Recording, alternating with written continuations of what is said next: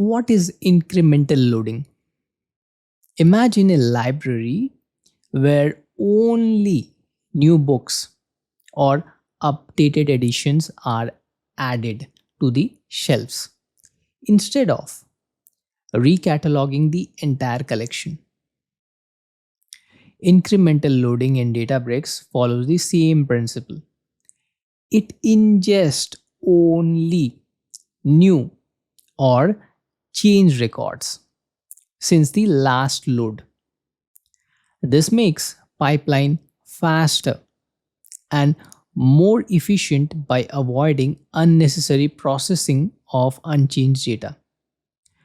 Techniques like timestamps, versioning, or change data capture ensures accuracy while keeping resource usage minimal. Let's meet in our next lecture.